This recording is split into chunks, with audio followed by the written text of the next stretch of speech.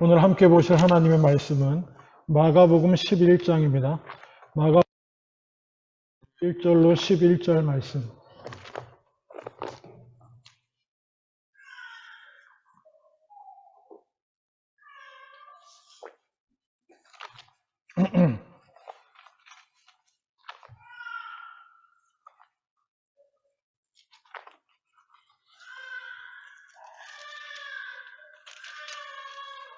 (73페이지입니다) 제가 봉독합니다. 그들이 예루살렘 남산 벳바게와 베다니에 이르렀을 때에 예수께서 제자 중 둘을 보내시며 이르시되 너희는 맞은편 마을로 가라. 그리로 들어가면 곧 아직 아무도 타보지 않은 나귀 새끼가 매여 있는 것을 보리니 풀어 끌고 오라.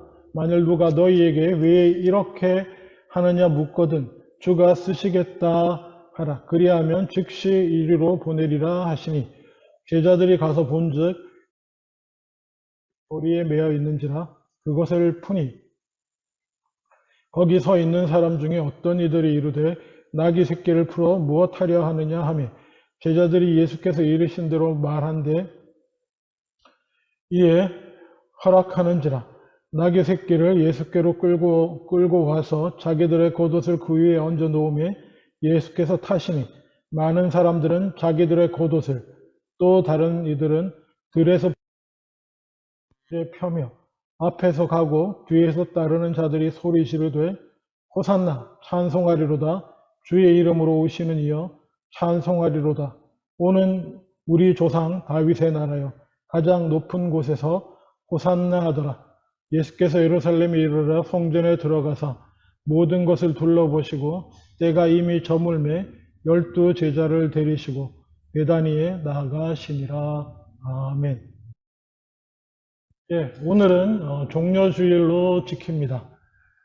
그리고 종려주일부터 시작해서 이 한 주간 고난주간이 되고요. 그리고 다음 주일은 부활주일로 이렇게 지키게 됩니다. 종려주일이 성경에 뭐 지키라고 나오는 절기는 아닙니다. 그렇지만 교회 전통적으로 볼 때 종려주일에 대해서 기록된 가장 오래된 문헌은 300 어떤 한 문헌에 에게리아 순례집이라고 하는 문헌에 이렇게 등장합니다. 그러니까 적어도 종려주일을 지키는 것은 기원후 385년 이전부터였음을 알 수 있습니다. 기록이 그때라는 거죠. 그때부터 지켰다는 건 아니고요. 그리고 교회 역사적으로 보면 이 종려주일을 먼저 지켰던 쪽은 예루살렘을 중심으로 한 동교회, 동로마 교회였다고 이렇게 역사적으로 추측되고 있습니다. 교회가 세계사적으로 보면 동서교회로 이렇게 서로마 교회, 동로마 교회 이렇게 나뉘게 되는데 최근에 이제 우리 신학자들의 연구는 동로마 교회의 전통이 보다 원시적인 초대교회의 전통과 그런 게 많이 남아있지 않을까.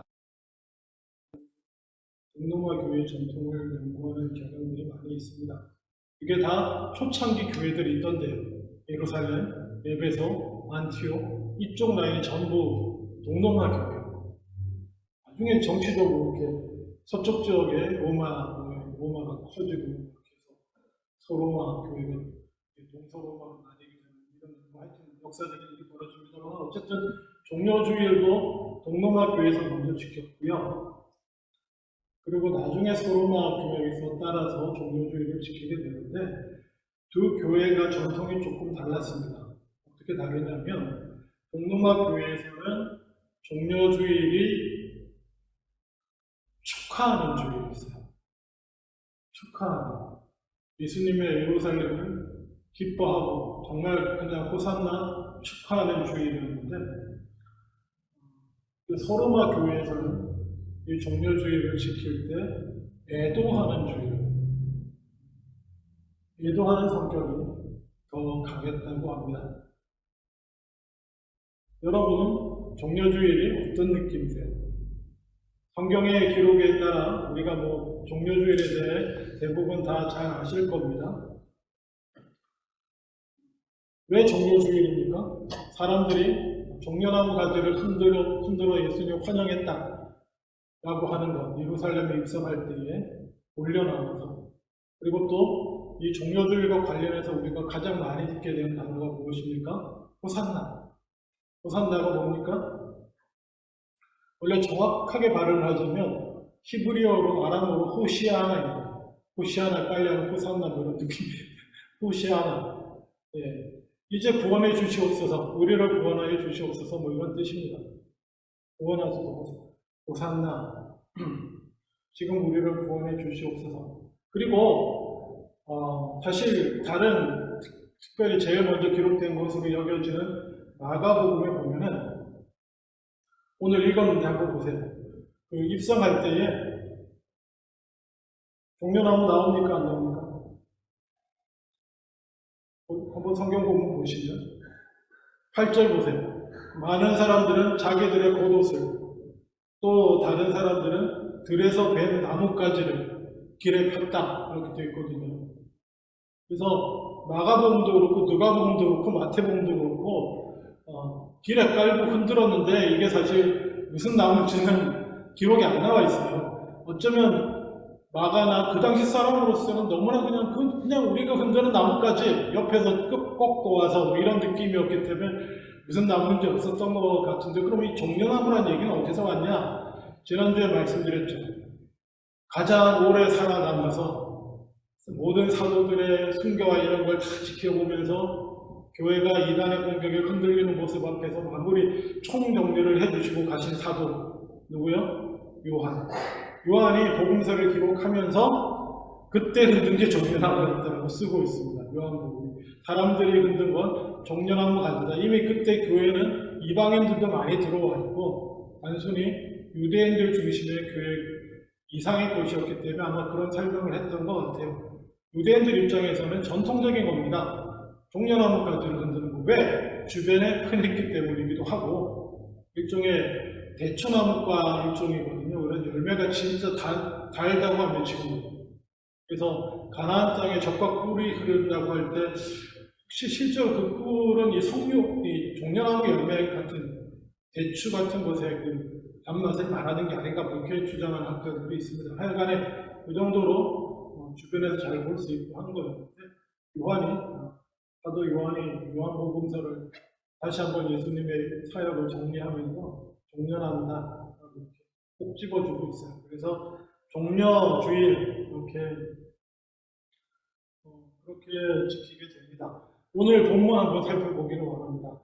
11장 1절부터 보시면 그들이 예수님과 제자들입니다. 이제 갈릴리에서 주로 사역하시다가 십자가를 향해 나가시는 것입니다. 북쪽 갈릴리 주변 사역을 주로 하시다가 예루살렘 지역으로 유다 지역 아래쪽으로 남쪽으로 내려오시는데, 예루살렘에 가까이 와서 감람산 벳바게와 베다니에 이르렀을 때에, 여기 특별히 베다니라는 동네를 기억해 내시면 좋겠습니다. 베다니는 예루살렘 동쪽 한 2km 정도 떨어진 곳이고 요단 강변에 해당하는데, 여기 누가 사느냐? 유명한 가족이 삽니다. 나사로네 가족, 여동생 둘하고 마르다, 마리아, 나사로 네 집이 베다니에 있어요. 그래서 예수님이 이 아래쪽에서의 사역은 베다니를 중심으로 하십니다. 그 집에 자야 될 일 있으면 그 집에 가서 주무시고, 그리고 또 나와서 사역하실 때는 예루살렘에 올라가고, 그쪽이 베다니, 그래서 베다니가 언급되고 있는 것으로 여겨집니다. 제자 둘을 보내서 이르시되 너희는 맞은편 마을로 가라. 그리로 들어가면 곧 아직 아무도 타보지 않은 나귀 새끼가 매여 있는 것을 보리니 풀어 끌고 오라. 만일 누가 너에게 왜 이렇게 하냐 물으면 주가 쓰시겠다 하라. 그리하면 즉시 이리로 보내리라 하시니, 약간 이게 분명히 있었던 일인데 약간 신비스럽게 보이기도 하고 그렇잖아요. 막 제자들이 끌고 가다가 예수님이 배단이 있는데 여기 말고 저기 맞은편 마을에 가봐라. 그러면 나귀 새끼가 있을 텐데 그거 좀 가져가라. 주인이 뭐라 그러면 주께서 쓰신다고 해라. 그래서 뭐 이런 일이 있었습니다. 그래서 나귀를 데리고 와요. 나귀를 데리고 오는 그 장면. 그래서 말이 많습니다. 당연히 예수님께서는 하나님의 아들이시니 그거 다 내다보시고 하셨다 이렇게 할 수도 있고, 아주 인간적으로 해석하시기를 원하는 분들은 미리 봐두셨다는 소리 이렇게 말하는 사람도 있고, 그리고 주가 쓰시겠다고 해서 주인이 풀어준 게 하나도 이상할 게 없음을 이해하셔야 됩니다. 왜냐하면 예수님 뭐예요? 이미 유명합니다. 지금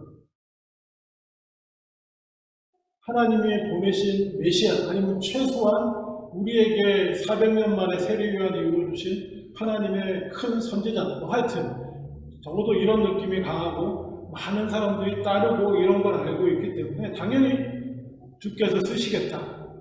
그리고 돌려주겠잖아요. 돌려주는데 그러면 기꺼이 드릴 수도 있는 것입니다. 하여튼 그런 근데 사실 뭐 그런 것보다 더 중요한 건 뭐냐면, 예수님께서 예루살렘에 입성하실 때에 구약의 말씀을 이루시기를 원하셨다라고 하는 게 중요한 겁니다. 다른 것보다도. 뭐 그게 그 상황이 어떻게 이루어졌냐라기보다 예수님은 분명히 스가랴서 9장 9절의 말씀을 성취하려고 하신 거예요.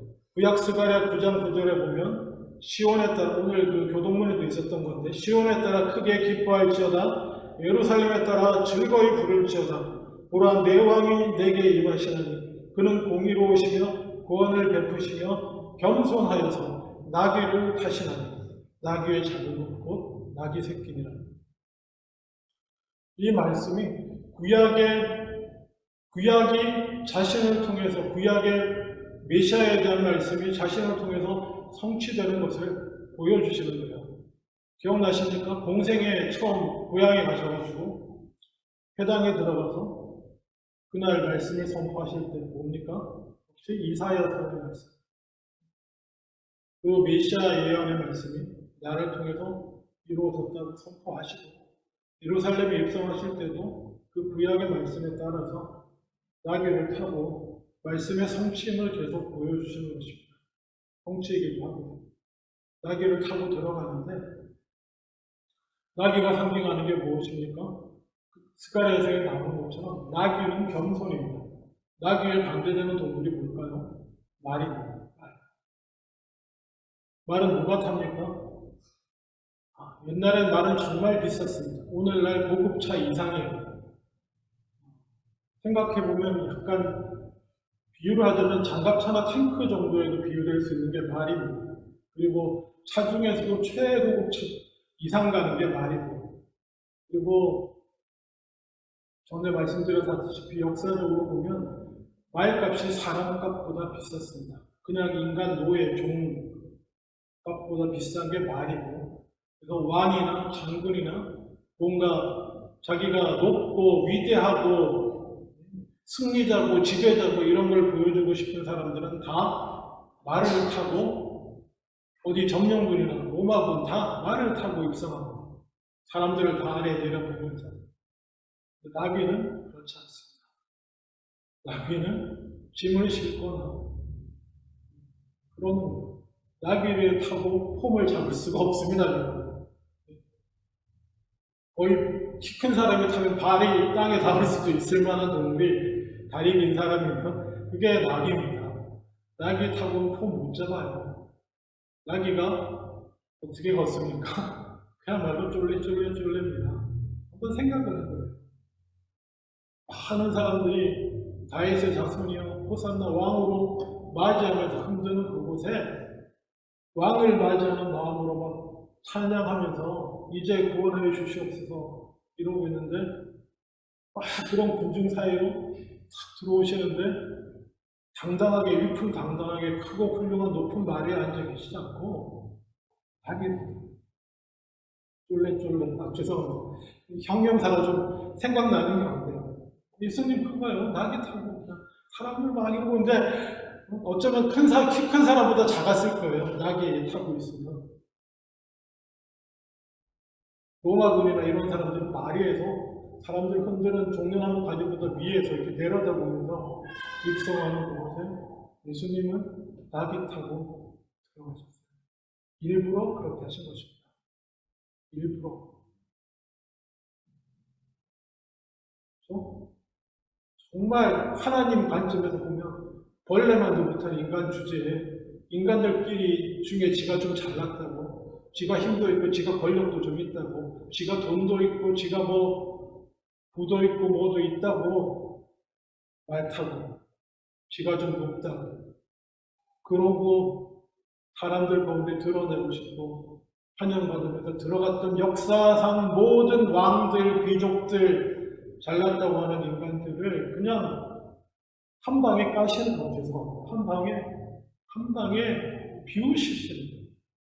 하나님의 아들은 자기를 비우고 인간처럼 낮아진 다음에 다 말 타고 들어가는 그곳에 나비를 타고 들어가는 거죠. 일부러 나비 찾아서. 저는 그냥 종려주의를 하면 낙이 타신 예수님밖에 생각이 안 나요, 사실. 늘 겸손하시죠.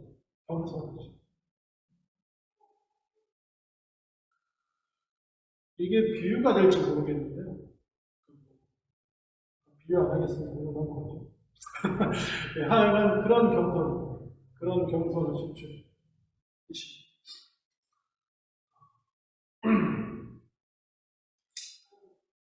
그리고 사람들은 앞에서 가고 뒤에서 따르면서 9절에 호산나 찬송하리로다. 그리고 정말 기꺼이 나귀를 타신 예수님을 보면서도 저래 이렇게 생각하는 사람은 없었습니다.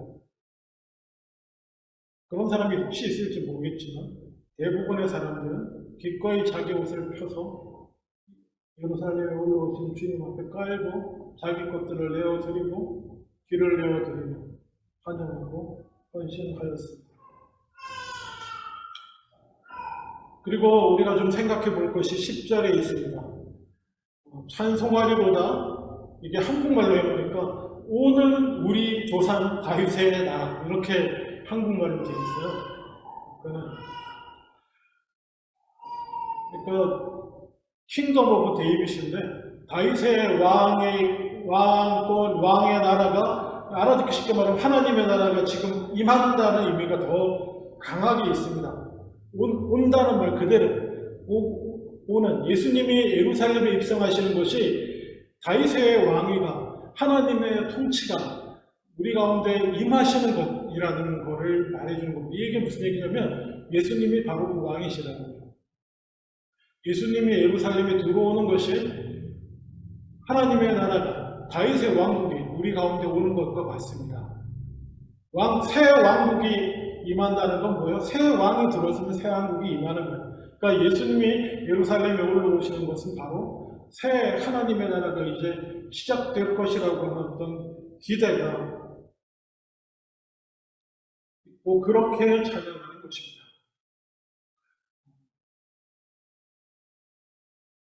이게 사실은 뭐 여러 가지 다른 전에 말씀드렸다시피 정치적인 기대감들이 훨씬 더 컸을 거예요, 사실은. 하나님께서 이제 예수 그리스도, 예수님을 보내셔서, 메시아를 보내서 로마를 몰아내고 다시 그 하나님의 통치가, 다윗의 피를 이어받은 예수 그리스도를 통해서 하나님의 통치가, 다윗의 왕조가 세워지고 할 것이라는 그런 의미가 더 강했을 것입니다. 그런 기대. 지금 우리가 알고 있는 예루살렘에 입성하셔서 십자가에 달려 죽으심으로 새로운 민족주의를, 유대민족을 넘어선 영적인 하나님의 나라의 회복, 혈통적 다윗의 왕국을 넘어서는 새로운 하나님의 백성을 만들고 새로운 하나님의 나라를 이루는, 거기까지 사람들은 내다보지 못했을 것이고 그저 자기들 관점과 자기들 수준에서 호산나 다윗의 자손께 찬양을 불렀는데, 더 중요한 사실은 예수님은 기꺼이 그 찬양을 받으셨다는 것입니다. 이 무지한 것들아, 나는 지금 십자가에 죽으러 간다, 이렇게 말씀하지 않으셨어요.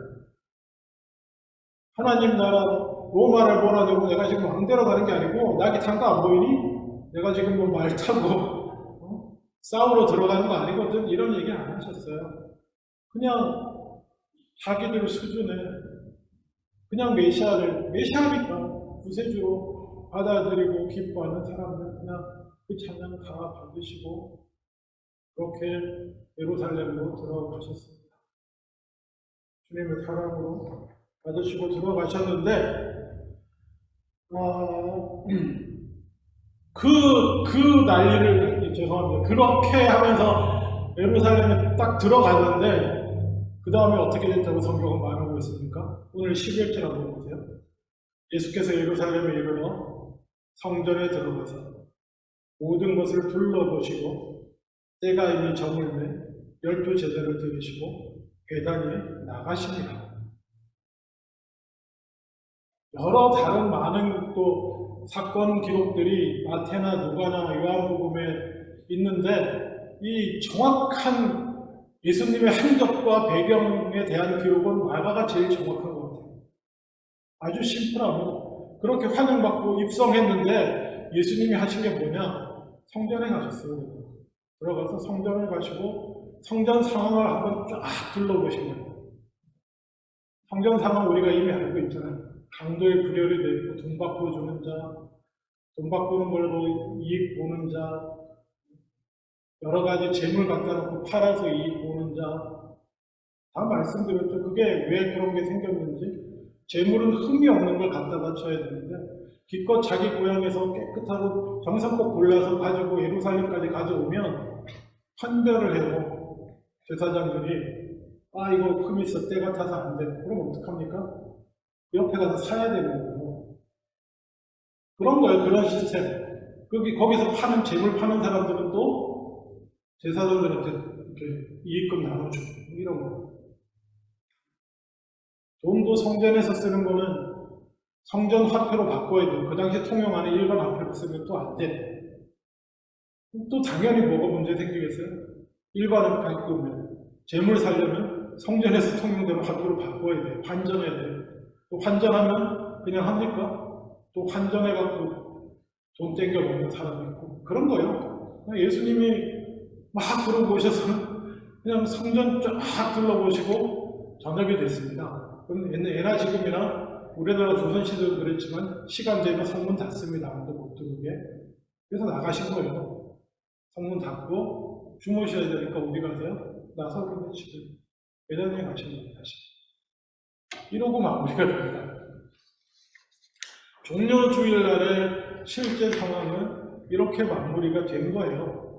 그리고 이제 성전에서 일어나는 많은 논쟁과 이야기들은 그 다음 날부터 벌어지기 시작하고, 이제 그 성전에서 11장 후반부에 보면 성전에 딱 들어가서 그곳에서 예수님 왔다 갔다 하시면서 뒤집어 엎고 왔다 갔다 하시면서 사람들과 대화하고, 그리고 논쟁으로 오는 사람들하고 상대하기 시작합니다.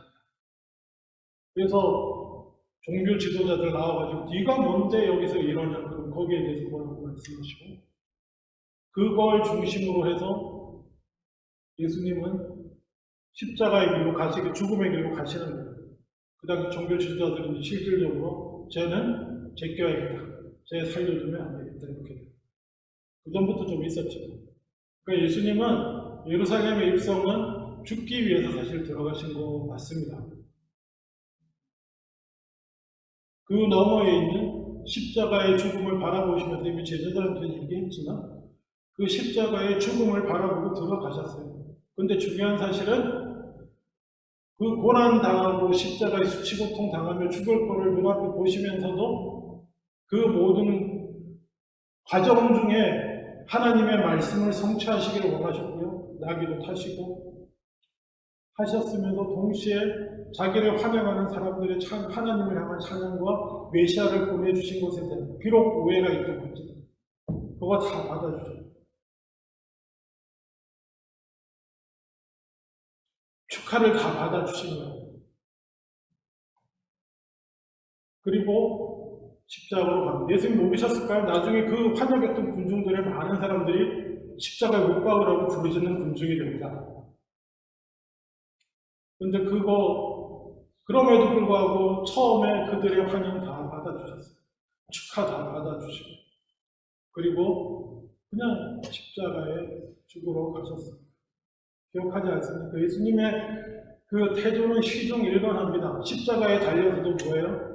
주님 용서해 주십시오. 저들이 뭐 하는지 모릅니다. 똑같잖아요. 뭐 하는지 잘 모르지만 그래도 축하하는 걸 받으시고 자기를 죽여도 지들이 뭐 하는지 모르니까 받으시고 이게 주님의 자세예요. 겸손한 주님의 자세가 그렇습니다.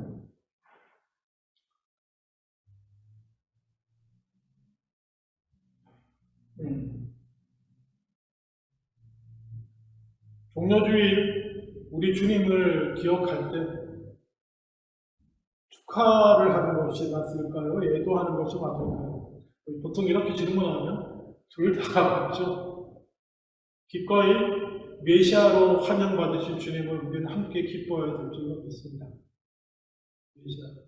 비록 그나마 고난과 십자가의 죽음을 바라보고 가시지만 기꺼이 주님이 잘 모르는 자들의 그렇지만 진정으로 메시아의 오심을 기뻐하는 자들의 축하를 기꺼이 받으셨던 것처럼 아무 말 하지 않고 받고요. 그리고 십자가의 죽으심 잘 모르면서 자기를 그 악한 자들의 선동에 같이 휩쓸려가지고 십자가에 못 박아라고 하는 그들 얼마 전까지 환영했다. 그들도 기꺼이 받아주시고 용서해 주셨습니다. 그 십자가의 죽으심을 우리가 또한 애도하는 것도 맞고요.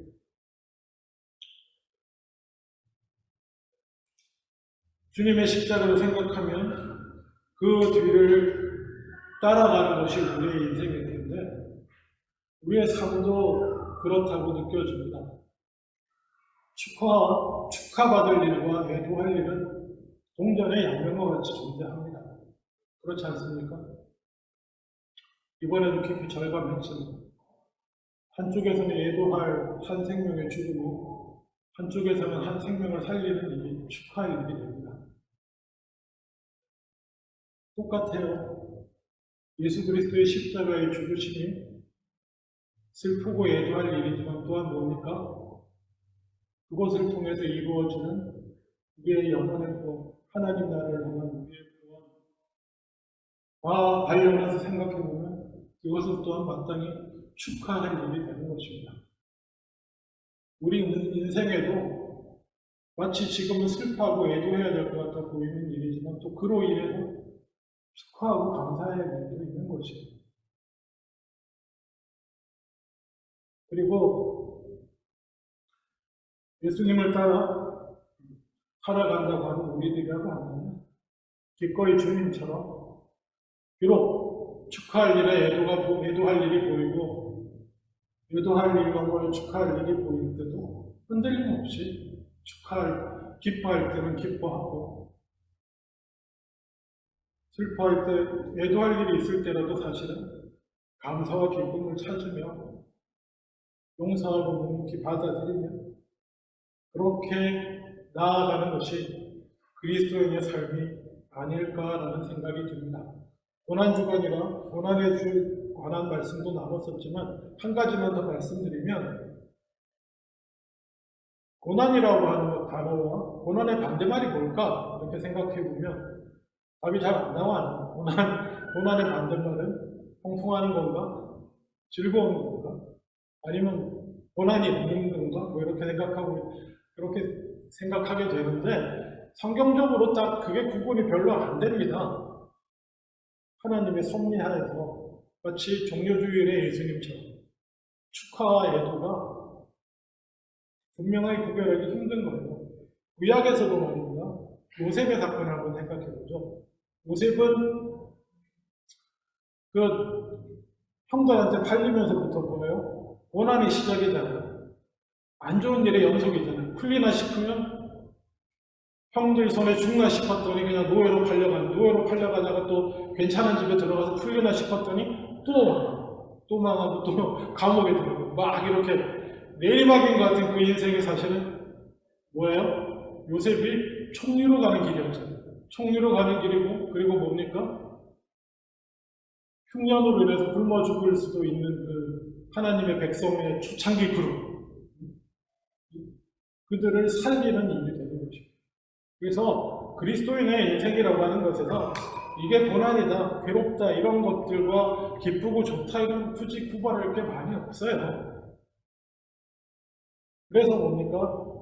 항상 기뻐하고 범사에 감사하고 하라고 얘기해 주시는 거예요. 종료주일에 주님처럼 기도하겠습니다.